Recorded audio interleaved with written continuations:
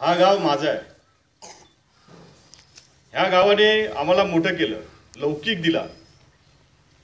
या गावाने आमच्या अनेक पिढ्या पोचल्या। या गावाने, या गावाचा आम्ही सदैव ऋणी मानतो, ऋण आहे आमच्यावर।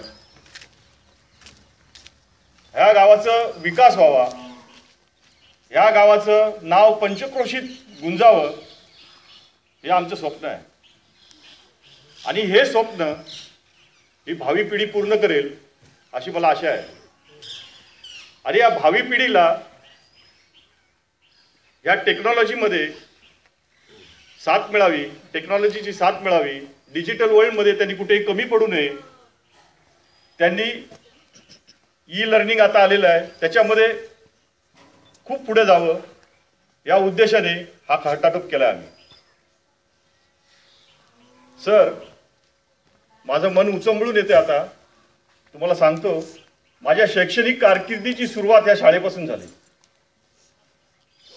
मी शिक्षणाचा श्रीगणेशा या शाळेतून गिरवला।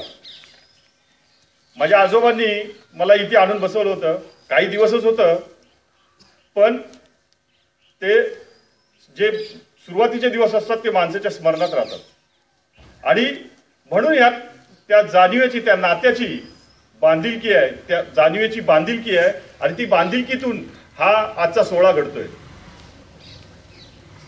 आम्ही जे उपभोगलं, आम्ही जे सहन केलं, आम्ही ज्या पद्धतीने असं टेक्नॉलॉजीच्या पासून लांब राहिलो, ती आजचे विद्यार्थी, आजचे माझे मित्र त्यामध्ये मागे राहू नयेत, त्यांना ॲडव्हान्स गोष्टी मिळाव्यात, ह्या उद्देशाने आजचा हा आम्ही सोहळा आयोजित केला आहे।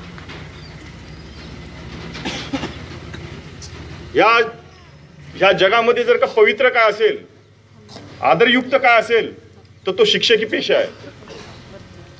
सर्व गुरुजनांना माझं वंदन आहे। गुरु रे ब्रह्मा गुरु रे विष्णू गुरु साक्षात परब्रह्म तस्मै श्री गुरुवे नमः। गुरु साक्षात परब्रह्म तस्मै श्री गुरुवे नमः।